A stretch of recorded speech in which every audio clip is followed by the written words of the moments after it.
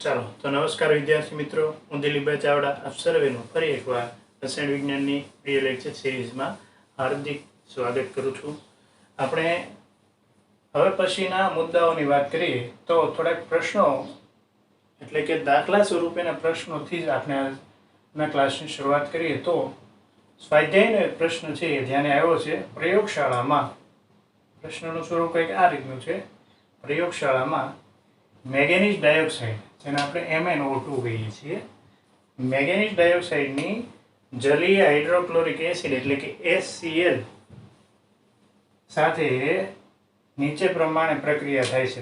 આ રકમની અંદર જ આ પ્રક્રિયા છે નીચે પ્રમાણે, એટલે HCl મેંગેનીઝ ડાયોક્સાઇડ સાથે પ્રક્રિયા કરી મેંગેનીઝ ક્લોરાઇડ પાણી અને ક્લોરીન વાયુ મુક્ત કરે છે. પ્રક્રિયા રકમની અંદર આપી દીધેલી છે. નીચે પ્રમાણે પ્રક્રિયા કરી ક્લોરીન એટલે કે Cl2 બનાવવામાં આવે છે. Cl2 વાયુ છે બનાવે છે. તો પ્રશ્ન અહીંથી શરૂ થાય છે. પ્રશ્નની ખાસ શરૂઆત અહીંથી થાય છે કે 5 ગ્રામ મેંગેનીઝ ડાયોક્સાઇડ, મેંગેનીઝ ડાયોક્સાઇડ એટલે શું થશે તો કે MnO2, એમની સાથે HCl ના કેટલા ગ્રામ પ્રક્રિયા કરશે? તો બંને વસ્તુ આપણે પ્રક્રિયાની અંદર જોઈએ તો મેંગેનીઝ ડાયોક્સાઇડ અહીંયા જોવા મળે છે અને HCl અહીંયા જોવા મળે છે. પ્રશ્ન શું પૂછે છે તો કે 5 ગ્રામ મેંગેનીઝ ડાયોક્સાઇડ સાથે કેટલા ગ્રામ HCl પ્રક્રિયા કરશે? એટલે કે મેંગેનીઝ ડાયોક્સાઇડનું વજન 5 ગ્રામ હોય તો એ પ્રક્રિયા કરનાર HCl છે એ કેટલો હશે? આવો કંઈક પ્રશ્ન છે અને એનું સોલ્યુશન મેળવવાનો આપણે પ્રયત્ન કરીએ. તો સૌપ્રથમ આપણને એ ખ્યાલ છે રકમના આધારે આપણને એ ખ્યાલ છે કે MnO2 નું આણ્વિક દળ કેટલું? એમના આણ્વિક દળની વાત કરીએ. આણ્વિક દળ મેંગેનીઝનું 55 વત્તા 2 ઓક્સિજન, 1 ઓક્સિજનનું 16, તો 2 ઓક્સિજનનું કેટલું થશે? 32. 55 વત્તા 32 87 U જેટલું આણ્વિક દળ કોનું છે તો કે મેંગેનીઝ ડાયોક્સાઇડનું. એ જ રીતે HCl ના આણ્વિક દળની વાત કરીએ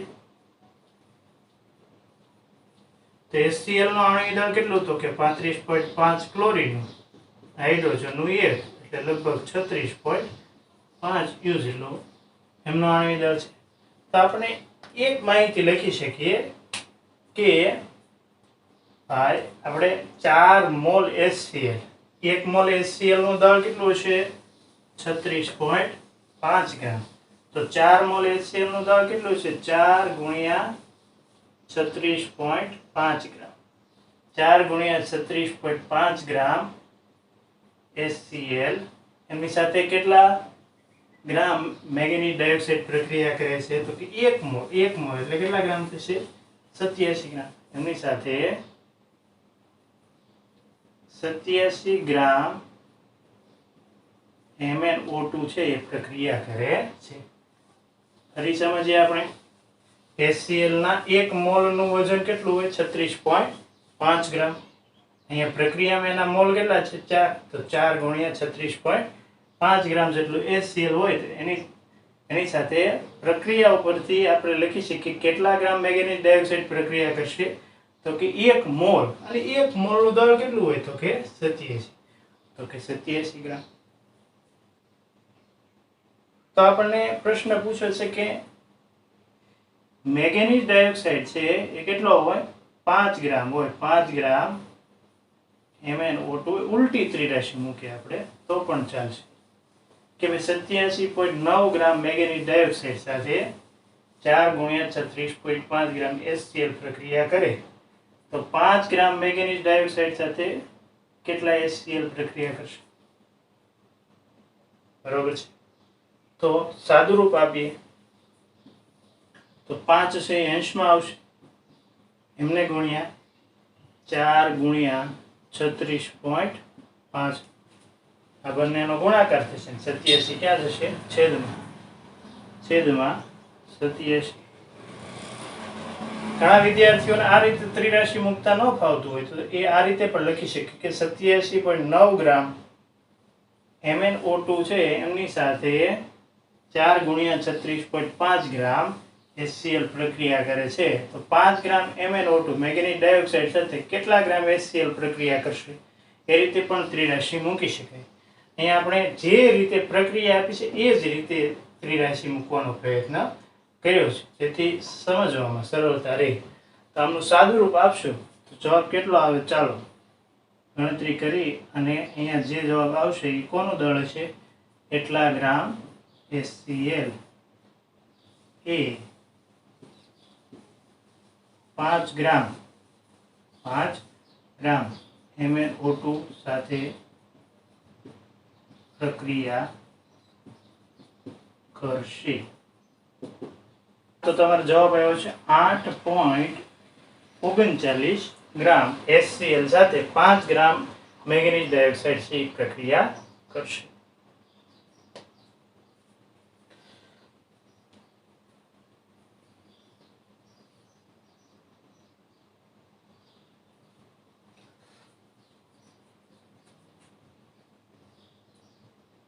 ચાલો ફરી એકવાર પ્રશ્નોનું રિવિઝન કરીએ. પ્રયોગશાળામાં મેંગેનીઝ ડાયોક્સાઇડ જેમને આપણે MnO2 અણુસૂત્રથી દર્શાવ્યું છે એમની જલીય હાઇડ્રોક્લોરિક એસિડ એટલે કે HCl સાથે નીચે પ્રમાણે પ્રક્રિયા કરી અને ક્લોરીન બનાવવામાં આવે છે. નીચે પ્રમાણે એટલે અહીંયા પ્રક્રિયા આપી છે એ 4HCl MnO2 સાથે પ્રક્રિયા કરી 2H2O MnCl2 અને Cl2 અણુ મુક્ત કરે છે. તો પ્રશ્નની શરૂઆત અહીંથી છે. 5 ગ્રામ મેંગેનીઝ ડાયોક્સાઇડ હોય એમની સાથે કેટલા ગ્રામ હાઇડ્રોક્લોરિક એસિડ છે એ પ્રક્રિયામાં ભાગ લેતા હશે. તો આપણે ઘણીવાર આવા દાખલાની અંદર તમે રકમ ઉપરથી તે મોટા ભાગની બાબતો છે એ તારવી શકો. અહીંયા આપણે જોયું 4 મોલ HCl નો મતલબ થશે કેટલા ગ્રામ HCl તો કે 1 મોલ HCl નું દળ 36.5 હોય તો 4 મોલ 4 ગુણ્યા 36.5 એટલા HCl છે એટલે કે એટલા હાઇડ્રોક્લોરિક એસિડ છે એટલા ગ્રામ હાઇડ્રોક્લોરિક એસિડ એ 87 ગ્રામ MnO2 કે મેંગેનીઝ ડાયોક્સાઇડ સાથે પ્રક્રિયા કરે. 87 ક્યાંથી લખ્યા આપણે તો કે એક મેંગેનીઝ ડાયોક્સાઇડ અણુનું આણ્વિય દળ 87 ગ્રામ છે. તો આપણને તો શું પૂછ્યું કે 5 ગ્રામ મેંગેનીઝ ડાયોક્સાઇડ હોય પ્રક્રિયામાં 5 ગ્રામ મેંગેનીઝ ડાયોક્સાઇડ ભાગ લેતો હોય ત્યારે HCl એમની સાથે કેટલા જોઈએ અથવા તો કેટલા વપરાશે તો સાદી ત્રિરાશિ મૂકી 5 અંશમાં જશે 87 છેદમાં આવશે એમને ગુણ્યા 4 ગુણ્યા 36.5 આમનો ભાગાકાર અને અંતે જવાબ આવશે 8.39 ગ્રામ HCl 5 ગ્રામ મેંગેનીઝ ડાયોક્સાઇડ સાથે પ્રક્રિયા કરશે.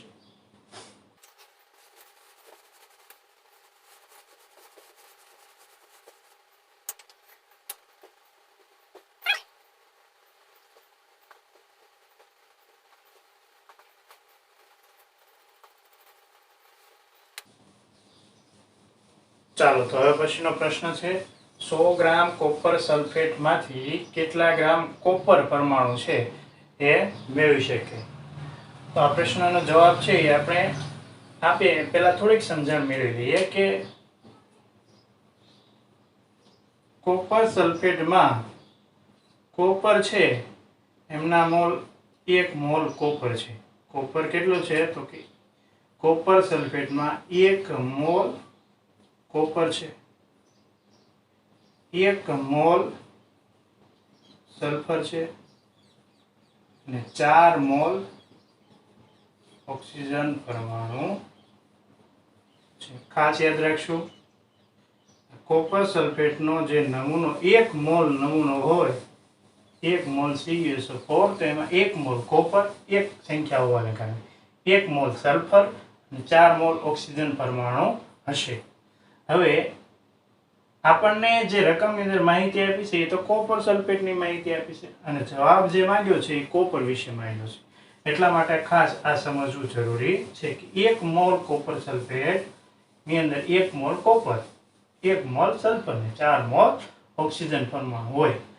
એટલે અહીંયા જો આપણે કોપર સલ્ફેટના મોલ મેળવશું તો એટલા જ મોલ કોના થશે કોપરના એટલા જ મોલ કોના થાય સલ્ફરના અને એનાથી 4 ગણા મોલ કોના થશે ઓક્સિજન. આ 4 ગણા મોલ થશે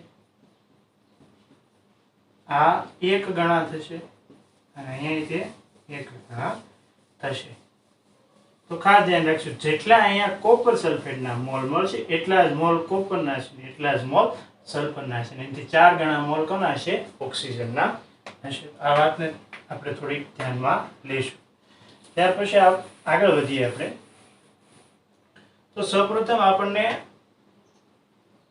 કોપર સલ્ફેટના CuSO4 ના મોલ મેળવવા તરફ આ માહિતી દોરી જાય છે।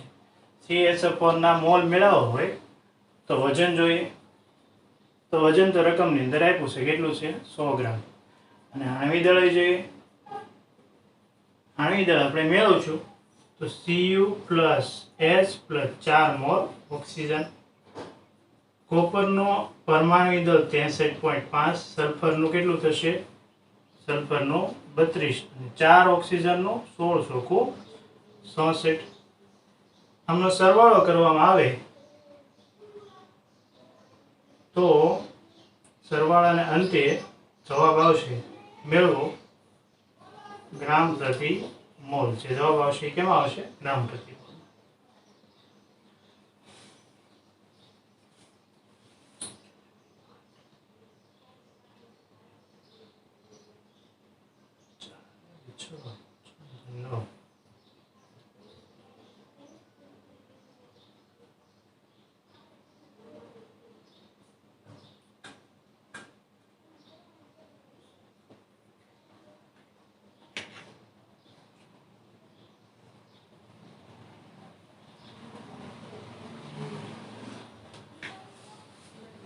हाँ, तो તમારો જવાબ આવ્યો છે 159.5 ગ્રામ પ્રતિ મોલ જેટલું આણ્વિક દળ કોપર સલ્ફેટનો છે। તો આપણે આગળ વધીએ।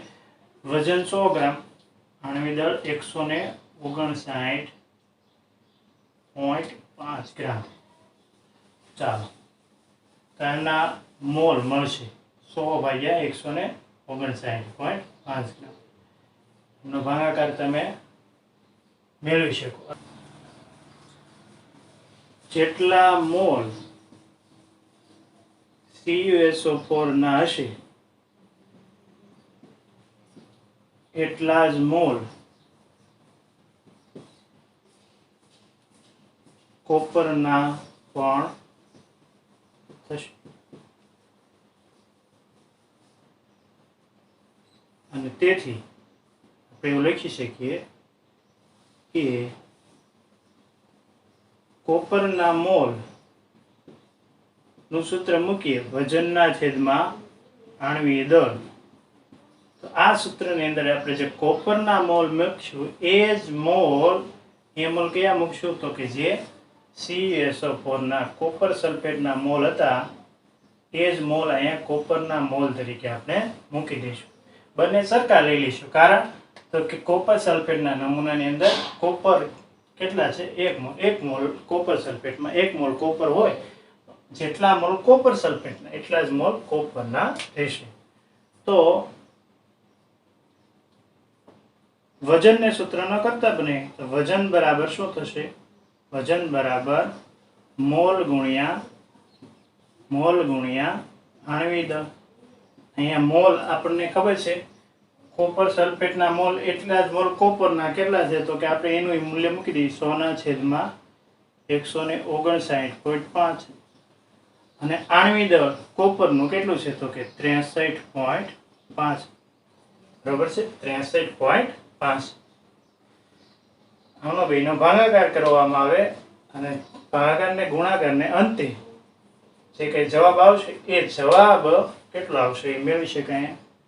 તો એ જવાબ આવશે ખાલી જગ્યા ગ્રામ કોપર મળે। हाँ, तो कोपरનું દળ છે 39.81 ગ્રામ જેટલું કોપર છે આપણને મળશે। ફરી આ દાખલાને એકવાર રિવાઇઝ કરી લઈએ। 100 ગ્રામ કોપર સલ્ફેટમાંથી કેટલા ગ્રામ કોપર મેળવી શકાય?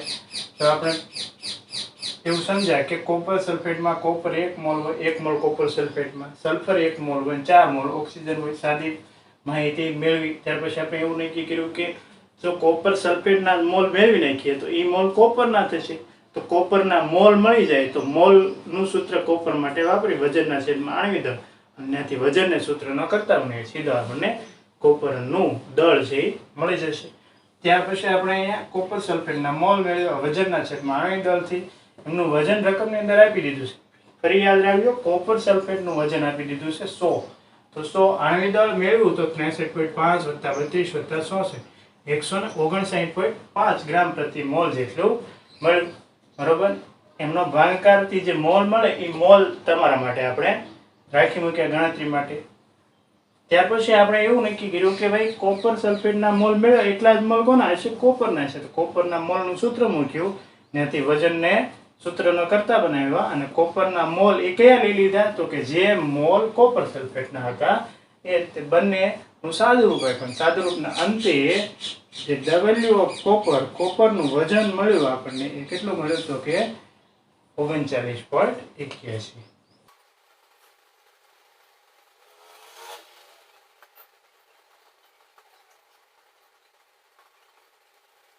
ચાલો ત્યાર પછીનો નેક્સ્ટ પ્રશ્ન સોલ્વ કરવાનો પ્રયત્ન કરીએ. તો અહીંયા સોડિયમ સલ્ફેટ Na2SO4 માં જુદા જુદા તત્વોના ટકાવારી દળ છે એ મેળવવાનું કીધું છે. આપણે દળથી ટકાવારી મેળવવાનું સૂત્ર ભણી ગયા, કદાચ તમને યાદ જ હશે. દળથી ટકાવાર પ્રમાણ કોઈ પણ તત્વનું મેળવવું હોય તો અંશમાં સંયોજનમાં તે તત્વનું દળ તો પરમાણુ દળ છેદમાં સંયોજનનું કુલ દળ એને ગુણ્યા 100 સૂત્રથી આપણે મેળવી શકીએ. તો અહીંયા તમે સૌપ્રથમ પર્સન્ટેજ ઓફ સોડિયમ એટલે સોડિયમના ટકાવાર પ્રમાણ મેળવવાની વાત કરતા હો તો સંયોજનમાં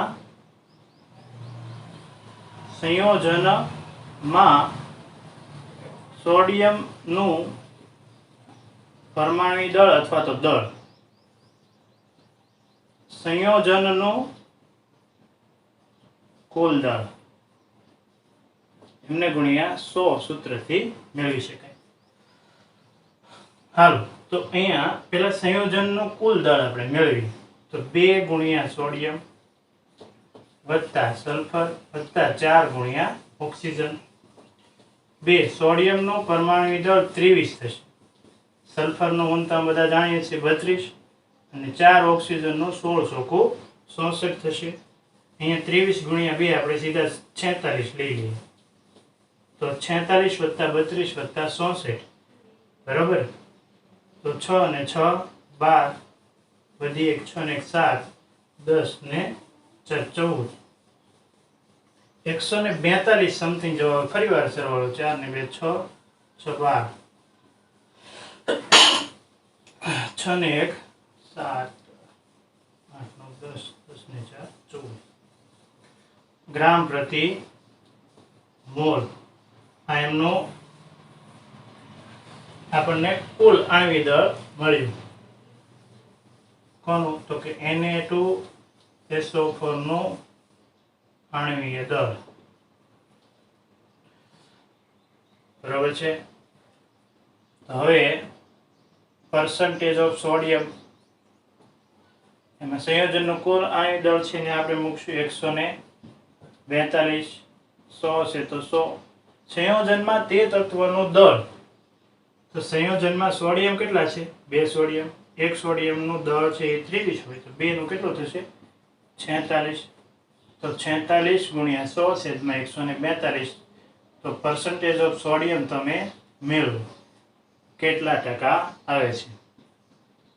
32.37% જેવા સોડિયમના ટકાવાર પ્રમાણ મળ્યું છે.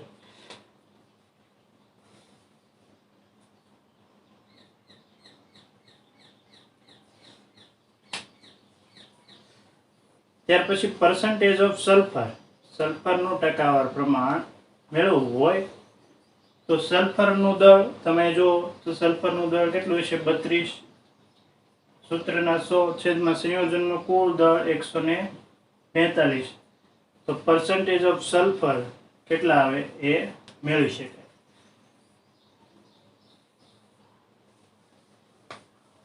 $22.57 આવશે. 22.57.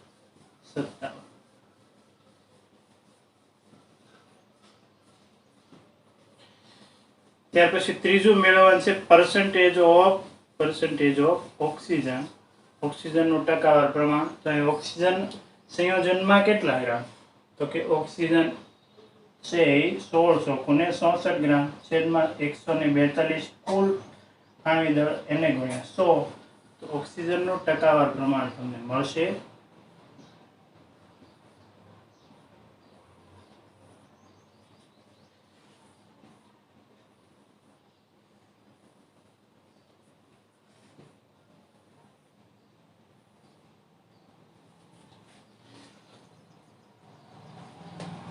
45.06.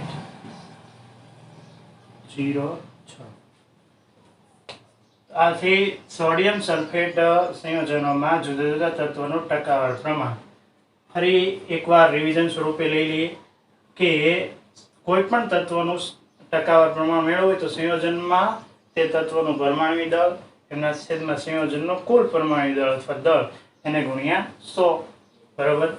ત્યાર પછી કુલ સંયોજનનું પરમાણુ દળ અથવા તો આણ્વિક દળ જોતું હોય છે તો આપણે સંયોજનનું આણ્વિક દળ મેળવ્યું 142 મેળવ્યું. સોડિયમ માટે ટકા, સલ્ફર માટે, ઓક્સિજન માટે સૂત્રમાં જે તે કિંમતો જરૂરી હતી મૂકી અને ટકાવાર પ્રમાણ મેળવવાનો પ્રયત્ન કર્યો. તમે ખાસ ધ્યાન રાખજો, 2 સોડિયમ હોવાને કારણે 46 લખ્યા છે, 23 લખવાના નહીં.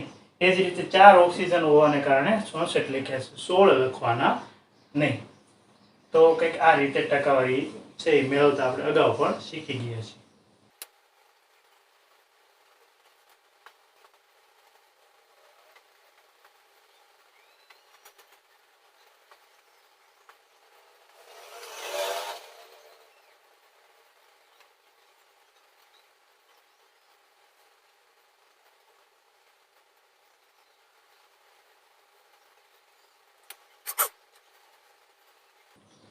ચાલો તો પછીનો પ્રશ્ન સમજીએ. ક્વેશ્ચન છે સરેરાશ પરમાણુ દળ મેળવવું.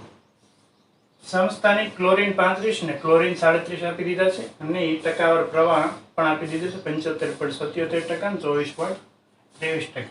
અને એમના મોલર દળ પણ આપી દીધા છે બંને માટે, ક્લોરીન 35 માટે અને ક્લોરીન 37 માટે. આ મોલર દળને આપણે M1 કહી દઈએ અને આને આપણે M2 કહી દઈએ. બરાબર છે. અને આ જે ટકાવાર પ્રમાણ છે આને A કહી દઈએ અને આને B કહી દઈએ. તો ખૂબ સાદું સૂત્ર આપણે અહીંયા ઉપયોગમાં લઈએ છીએ. તમને કદાચ યાદ જ હશે કે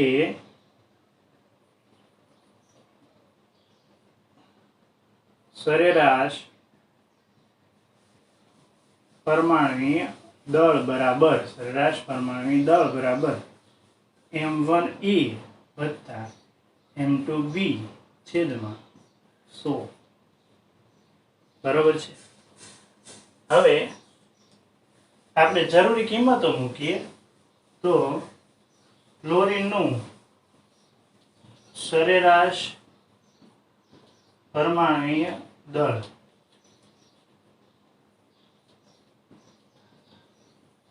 બરાબર સૂત્ર થશે, કિંમત મૂકી M1 એટલે થશે 34.9689 એમને ગુણ્યા એ થશે 75.77 વત્તા M2 થશે 36.9659 અને એમને ગુણ્યા B એટલે 24.23 છેદમાં 100. તો આમનો ગુણાકાર, સરવાળો અંતે ભાગાકાર ને અંતે કુલ પ્રક્રિયાના અંતે જવાબ આવશે ખાલી જગ્યા U અથવા બીજો એકમ ગ્રામ પ્રતિ મોલ અથવા ગ્રામ પ્રતિ મોલ અથવા ત્રીજો એકમ છે એ રહેશે બધા. તો જવાબ આવશે 35.4527 AMU અથવા U અથવા તો ગ્રામ પ્રતિ મોલ. ફરી વખત સમજી લઈએ. સરેરાશ પરમાણુ દળ મેળવવાના સાદું સૂત્ર M1A વત્તા M2B છેદમાં 100 કુલ ટકા દર્શાવે. A વત્તા B પણ લખી શકાય એની જગ્યાએ.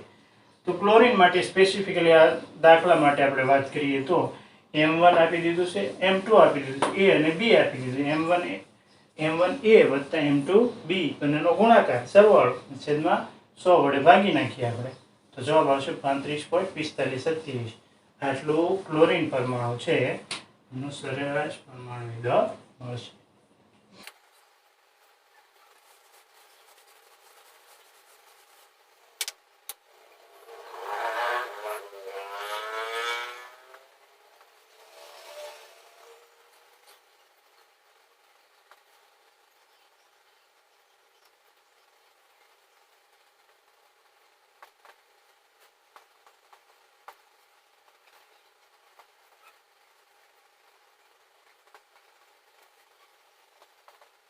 ચાલો પ્રશ્નને સમજીએ. એક કાર્બનિક સંયોજન એમાં કાર્બન, હાઇડ્રોજન અને નાઇટ્રોજન પરમાણુ અનુક્રમે 9:1:3.5 વજનથી પ્રમાણ ધરાવે છે. જો સંયોજનનું આણ્વિક દળ 108 U જેટલું એટલે કે એટોમિક માસ એટલે કે ગ્રામ પ્રતિ મોલ હોય તો તેનું અણુસૂત્ર એ સંયોજનનું અણુસૂત્ર કયું હશે એ આપણે મેળવવાનું છે. તો અણુસૂત્ર મેળવવા માટેના 5 ચોપાનો આપણે જોઈએ. બરોબર, એ ચોપાનો જ્યારે વિદ્યાર્થીઓ પ્રાથમિક લેવલે તૈયારી કરતા હોય ત્યારે એમને ધ્યાનમાં લઈને ગણતરીઓ કરવાની હોય. પણ જ્યારે તમે MCQ ને લઈને પ્રશ્નો સોલ્વ કરતા હોવ ત્યારે આ પ્રશ્નને વધારે ઝડપથી છે સોલ્વ કરવો જરૂરી બને. ખૂબ જ ઓછા સમયમાં પ્રશ્નનો જવાબ છે એ લાવવો પડે અને એવા સમયે ટૂંકાક્ષરીની રીત પણ આપણને આવડવી જરૂરી છે. તો અહીંયા એક નવી રીતથી આપણે આ દાખલો ગણવાનો પ્રયત્ન કરશું જે તમને MCQ માટે વધારે ઉપયોગી રહેશે. એટલે કે MCQ સિવાય તમે થિયરીની દ્રષ્ટિએ આ પદ્ધતિનો ઉપયોગ ન કરી શકો. MCQના પ્રશ્નોનું સોલ્યુશન આ પદ્ધતિથી જરૂરથી કરી શકો. દાખલા તરીકે અહીંયા કયા કયા તત્વો છે તો કે કાર્બન, હાઇડ્રોજન અને નાઇટ્રોજન. એમના જે ટકાવાર પ્રમાણ હોય અથવા તો દળથી પ્રમાણ હોય એ બધા બાજુમાં લખી નાખશું. દાખલા તરીકે કાર્બન માટે 9, હાઇડ્રોજન માટે 1 અને નાઇટ્રોજન માટે 3.5. પહેલા સ્ટેપમાં આપણે શું કર્યું તો કે જે તે તત્વોની સંજ્ઞા લખી અને એમનું પ્રમાણ આપેલું હતું. અહીંયા વજનથી પ્રમાણ છે અથવા તો ટકાવાર પ્રમાણ હોય તો ટકાવાર પ્રમાણ પણ અહીંયા બાજુમાં લખવાનું રહેશે. બરોબર છે. આપણે જે ચોપાનોમાં પ્રોસેસ કરી એ જ પ્રોસેસ પણ એ શોર્ટમાં આપણે સમજશું. ત્યાર પછી આ દરેક મૂલ્યને એમના પરમાણુય ભાર વડે ભાગી નાખો. દાખલા તરીકે કાર્બનનું પરમાણુય ભાર 12 તો એમને 12 વડે ભાગશું. હાઇડ્રોજનનું 1 તો 1 વડે અને નાઇટ્રોજનનું 14 તો 14 વડે ભાગશું. ચાલો પરમાણુય દળ વડે દરેકને ભાગ્યા બાદ એમનું જે મૂલ્ય મળે છે મૂલ્યને બાજુમાં લખો. 9/12 0.75 થશે. 0.75. હાઇડ્રોજન 1/1 એટલે 1 જ થશે અને નાઇટ્રોજન 3.5/14 એટલે થશે 0.25. સરસ. તો પહેલા સોપાનમાં જે આપણે રીતે કરતા હતા એ રીતે બધા તત્વો છે એમના જે ટકાવાર પ્રમાણ છે એમને જ વજન લઈ લીધા. આપણે વજન લઈ લીધા ત્યાર પછી એમને પરમાણુ દળ વડે ભાગીને એમના મોલ મેળવ્યા હતા. આપણે અહીંયા વજનના છેદમાં પરમાણુ દળ એટલે ઇન શોર્ટ મોલ જ મેળવ્યા છે. બીજા સ્ટેપની અંદર શું કર્યું છે મોલ જ મેળવ્યા છે. હવે ત્રીજા સ્ટેપની અંદર સોપાનમાં આપણે શું કરતા હતા નાનામાં નાના મૂલ્ય વડે ભાગશું. અહીંયા 3 મૂલ્યને જો પછી નાનામાં નાનું મૂલ્ય કયું છે તો કે 0.25 તો બધાને 0.25 વડે ભાગી નાખશું. બધાને 0.25 વડે ભાગશું. નાનામાં નાના મૂલ્ય વડે ભાગવામાં આવે તો તમે જોઈ શકો છો અહીં જવાબ આવશે કાર્બન 0.25 વડે 0.75 ને ભાગીએ તો 3. હાઇડ્રોજન 1 ને 0.25 વડે ભાગીએ તો 4 જવાબ આવે અને 0.25 મૂકી જશે. નાઇટ્રોજન 1 મસ્ત. આ મળ્યું આપણને પ્રમાણ સૂચક સૂત્ર. આ જે મળ્યું એ આપણને શું મળ્યું પ્રમાણ સૂચક સૂત્ર. આપણને મેળવવાનું કીધું છે આણ્વીય સૂત્ર. તો આપણે આગળ વધીએ. તો સૌપ્રથમ આપણે સૂત્ર દળ મેળવવાનો પ્રયત્ન કરશું. સૂત્ર દળ બરાબર આપણે લખશું કે 3 ગુણ્યા કાર્બન વત્તા 4 ગુણ્યા હાઇડ્રોજન વત્તા 1 ગુણ્યા નાઇટ્રોજન 3 ગુણ્યા 12 વત્તા 4 વત્તા 14 12 તેરી 24 12 તેરી કેટલા થશે 24 તો 24 વત્તા 4 28 ને 4 32 ને 42 ગ્રામ પ્રતિ મોલ સમથિંગ જવાબ ફરી વાર 24 ને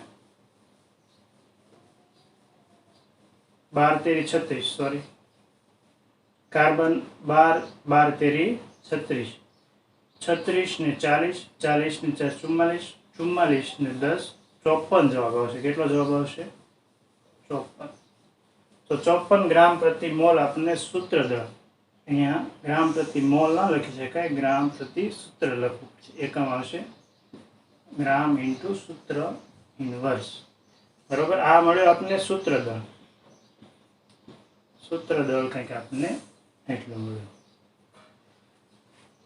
ચાલો સૂત્ર દળ મળી જાય ત્યાર પછી આપણે ગુણક મૂલ્ય n મેળવતા હતા n એટલે ગુણક મૂલ્ય n એટલે શું થશે આણ્વીય દળ છેદમાં સૂત્ર દળ આણ્વીય દળ રકમની અંદર આપ્યું છે 108 સૂત્ર દળ મેળવ્યું આપણને 54 તો 54 દુ 108 એટલે 2 મળ્યું n નું મૂલ્ય અને ત્યાર પછી આપણે જાણીએ છીએ કે આણ્વીય સૂત્ર મેળવવું હોય તો m નું સૂત્ર છે n ગુણ્યા પ્રમાણ સૂચક સૂત્ર n બરાબર 2 પ્રમાણ સૂચક સૂત્ર છે કાર્બન 3 હાઇડ્રોજન 4 નાઇટ્રોજન 1 એમને 2 વડે ગુણશું તો જવાબ આવશે કાર્બન 6 હાઇડ્રોજન 8 અને નાઇટ્રોજન 2 આ આપણું મળશે આણ્વીય સૂત્ર તો આણ્વીય સૂત્ર કંઈક આ રીતે મેળવી શકાય